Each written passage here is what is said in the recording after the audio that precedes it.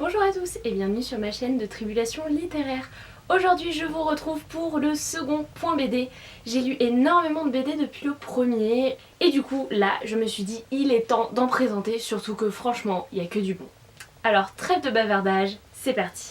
Dans mon précédent point BD, je vous présentais Momo de Ronnie Autin et Jonathan Garnier, le premier tome. Et lors du festival d'Angoulême, j'ai acheté bien sûr le second tome, que j'ai même fait dédicacer par Ronnie Autin, qui a été quelqu'un d'absolument adorable. Ici, on va retrouver la petite Momo qu'on avait laissée à la fin du tome 1 dans une situation un petit peu dramatique. Je ne vous en dirai pas plus. J'ai adoré ce second tome, exactement dans la lignée du premier. Les dessins sont tout aussi magnifiques, poétiques et hyper mignons. Cette fois Momo a les cheveux tout courts parce qu'elle a eu un petit problème chez le coiffeur et je trouve ça trop mignon et trop rigolo. Ici on va vraiment avoir beaucoup de travail sur les sentiments des personnages, sur des thématiques assez dures que certains enfants peuvent connaître. C'est hyper beau, hyper touchant, la fin est juste magnifique, touchante à souhait. Vraiment c'est une lecture qui, dans la lignée du tome 1, est hyper empreinte de nostalgie de ce qu'on a pu vivre enfant.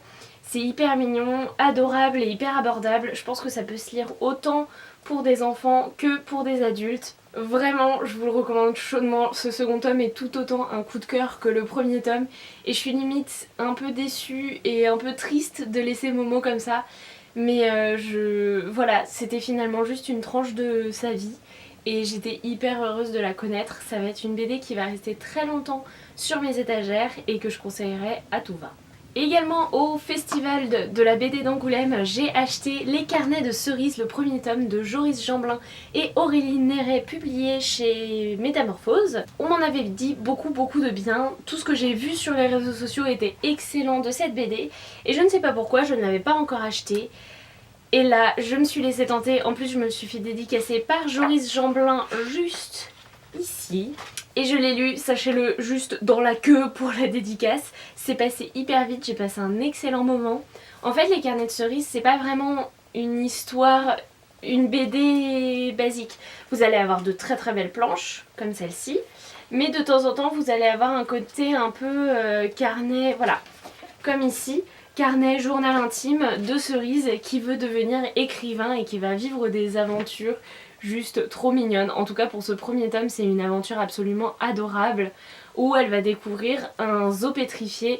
C'est un ancien zoo dans lequel il n'y a plus d'animaux mais un vieil homme qui va dessiner des animaux. C'est absolument magnifique, les dessins sont sublimes et vraiment la thématique est pleine de douceur. Nous tient chaud, nous fait chaud au cœur, c'est adorable. Vraiment, c'est pour ça que j'aime. Mais Momo m'a fait le même effet. Ces BD d'enfance que l'on peut lire adulte et dans lesquels on va finalement se retrouver énormément. Cerise est un personnage hyper pétillant, intelligent, elle s'intéresse à tout, elle est hyper souriante et positive et donc du coup on s'y retrouve forcément ou au moins on retrouve les héros qu'on... En tout cas moi j'ai retrouvé les héros que je visais enfant et ça m'a fait un bien fou. J'ai vraiment hâte de lire la suite, alors apparemment ça s'arrête au tome 5, c'est sûr. Mais voilà, j'ai le temps de découvrir cette série, je vais la savourer comme un petit bonbon, je pense. Et j'espère que la suite me plaira, mais je ne me fais pas trop de soucis. Parce que vraiment, cette série a plu à tellement de monde que... voilà. En plus, Joris Jeanblin, quand je l'ai rencontré, m'a dit que finalement ce premier tome était un petit peu une entrée en matière. On allait rentrer gentiment mais sûrement dans l'univers de Cerise et que les prochains tomes allaient avoir une espèce de seconde lecture beaucoup plus intéressante et beaucoup plus profonde que ce premier tome. Pourtant moi je l'ai vraiment beaucoup aimé, même je dirais pas qu'il n'a pas de profondeur parce qu'il en a une, il a juste pas de sens dramatique on va dire. Donc du coup peut-être que c'est ce qui va être rajouté par la suite, en tout cas je serais très curieuse de le savoir. Ensuite une BD que j'ai lue il y a très longtemps, il y a quasiment un an, il s'agit de Badar de Max de Radigues publié chez Casterman. Pareil, lors du salon de la BD d'Angoulême je me le suis fait dédicacer, j'ai eu une super discussion avec Max de Radigues qui est vraiment quelqu'un de super. En fait cette BD ça va être un petit peu un espèce de western. C'est une très jeune mère avec son fils. Elle a braqué une banque mais ça va tourner mal parce que l'un de ses partenaires de crime, on va dire, va essayer de récupérer le pognon pour lui et donc de tuer toutes les autres personnes qui l'ont aidé à faire le braquage. Bref, s'ensuit une course-poursuite, c'est violent, il y a des scènes de sexe, mais c'est hyper bien fait. En fait, ce bouquin, vous allez le lire mais d'une traite. Vraiment, les pages se tournent toutes seules, c'est plein d'entrain, c'est plein de rythme, c'est absolument dingue. Limite, vous auriez aimé avoir un peu plus de pages parce que finalement, ça peut paraître épais, mais c'est hyper court. Les dessins sont hyper particuliers. Si vous connaissez Max de Radigues, bah c'est ça. C'est des personnages aux traits très nets et très simples finalement. Au début, voilà, je me sentais pas, je me disais ah est-ce que je vais aimer, et finalement j'ai trouvé que cette simplicité faisait qu'on s'attachait d'autant plus et d'autant mieux aux personnages et ça m'a pas du tout dérangé, j'ai même adoré. Vraiment si vous voulez de rythme, de l'action, du cru mais avec des sentiments, foncez.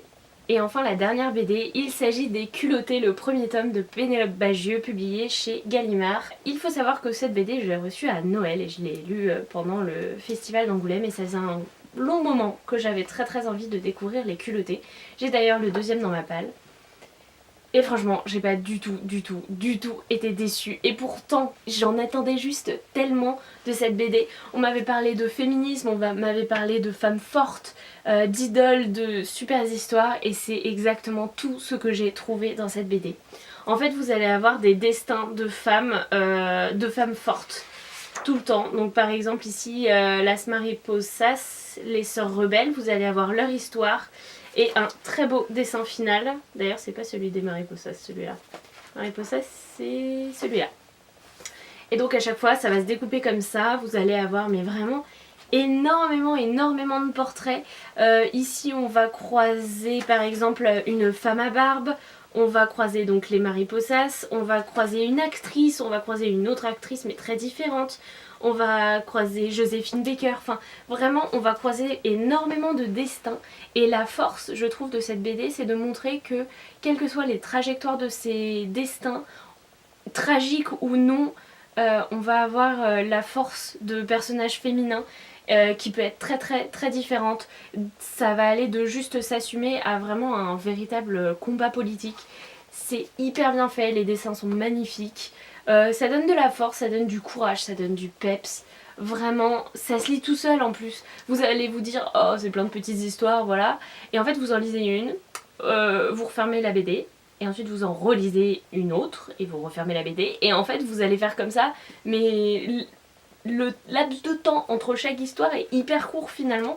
Parce que vous avez trop envie de découvrir l'histoire suivante. Et vraiment, j'ai trouvé ça hyper bien fait. Je sais même pas ce que j'attends pour sortir le tome 2 de ma palle. Peut-être que j'ai pas envie de le finir tout de suite parce que après bah il y en a plus. Mais vraiment du fond du cœur, mais je vous la conseille à 1000%. Et voilà mes petits loups, c'est déjà tout pour cette vidéo. Je vous ai présenté que 4 BD, mais 4 BD que j'ai absolument adoré. Je peux que toutes vous les conseiller. Il y en a 2 qui sont un peu jeunesse mais qui vous rappellera tellement de nostalgie que ça va vous faire l'effet d'un petit bonbon. Un autre très rythmé, hyper dans l'action, dans l'aventure, et un autre très féministe mais absolument passionnant et hyper inspirant. Franchement je pense que vous avez de quoi faire. En tout cas j'espère que cet update lecture BD vous aura plu, même s'il est peut-être un peu express. J'ai parlé hyper vite mais j'étais trop motivée donc voilà. Sur ce, je vais enfin refermer cette vidéo et arrêter de blablater. Je vous souhaite d'excellentes lectures et je vous dis à très bientôt. Salut les petits loups!